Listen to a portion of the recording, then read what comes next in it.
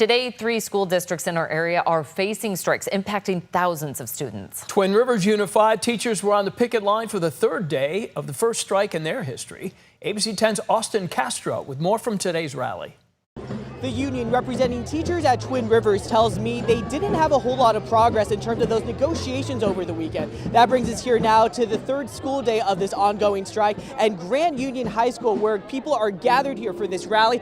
Hundreds of teachers, families, and even some students here on the picket lines as this strike continues. We should also note that many of them were out on the picket lines as early as 8 this morning, including at Joyce School in North Highlands.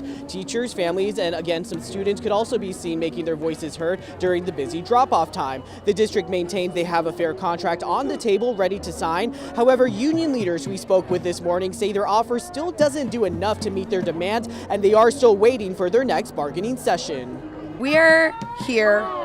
We are ready for a contract that is going to provide safe, stable, and fully staffed schools. Over the weekend, we were at the district office. We recorded a video. We're ready to work on a proposal, and the district needs to bring it to the table. Now on Friday, the district sent a message to families about their offer, reading in part, quote, "This offer reflects a district that values its employees, respects the bargaining process, and is committed to both fair compensation today and benefit protection into the future. It was developed in alignment with the independent fact-finding panel's recommendations." Much of this dispute centers around pay, health benefits, and classroom funding. We've heard a lot of chants, seen a lot of signs related to that, and people here very passionate about those issues. And despite the ongoing strike, the district adds that all of their campuses are still open for students and the regular school day. In Sacramento, Austin Castro, ABC 10. All right, just moments ago, Twin Rivers Unified educators agreed to go back to the bargaining table after a request from Assembly member Maggie Krell. The president of the teachers union said they will be on the picket lines tomorrow, but are prepared to negotiate in good faith. Well, that's a first for Twin Rivers that is striking, and another first. Hundreds of teachers with the Natomas Unified School District are preparing to strike tomorrow morning, leaving parents wondering what's next. ABC 10's Roxanne Elias joins us live in Natomas with more on what both sides are saying. Well, Monica, the union says that a meeting that was planned for 9 o'clock this morning was canceled last night around 10.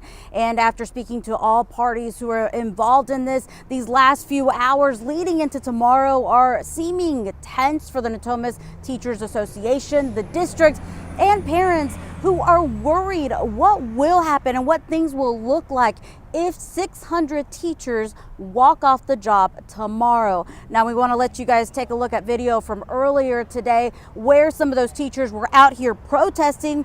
Parents of Natomas Unified School District students say they're anxiously waiting as a teacher strike looms over their heads for Tuesday morning. And on Monday, Superintendent Robin Castillo and Micah Grant, the president of the Board of Trustees, urged families to prepare for potential disruptions, but said curriculum and meals will remain in place.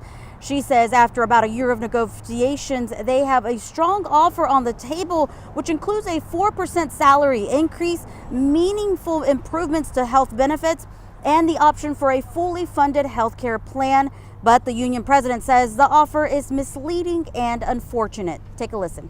We also very much value our teachers and the work that they do every day. So when we put forward an offer, we want to make sure that it's financially feasible so that we can maintain those over the year. We have asked for 4.5% and 4% over 2 years. Their 4% is actually 2% this year and 2% at the middle half of next year. So, you know, if you do the math, that's not 4%. What do we want? 6. I also asked the superintendent about the plan and what the classroom will look like tomorrow. She didn't have any exact details on what that will look like, but she did say that they are committed to a safe and secure environment for the students. Now, coming up at 5, 5:30, and 6 o'clock this afternoon, I'll share a little bit more what the parents had to say and what their concerns are right now. I'm live in Natomas. Roxanne Elias, ABC 10. Okay, we look forward to hearing from you in about an hour from now. Thanks, Roxanne. All right, let's take it to West Sacramento. Educators at the Washington Unified School District have also voted to authorize a strike, but they can't walk out until a legally required fact-finding report is finished. That process starts with a hearing on the 17th of this month. Similar scenes playing out in the Bay Area. 700 teachers in the Dublin School District on the picket lines today after no deal was reached over the weekend. The teachers' contract expired in June. Negotiations have been underway the whole school year. They're asking for smaller class sizes, increased health care benefits, and a 3.5% salary increase. The district and the union have been unable to reach a deal based on a proposal by a neutral fact-finding panel. The district said they accepted the proposal but could not afford the teachers' union counteroffer. In a statement released Sunday, that district said, quote, agreements that exceed our fiscal capacity are not student-centered and show up in the classroom, leading to larger class sizes, reduced programs, and negative impacts on student learning, end quote. All schools in the district were open today. We'll continue to follow these strikes as they develop. You can find the latest news on our website as well as the ABC 10 streaming app.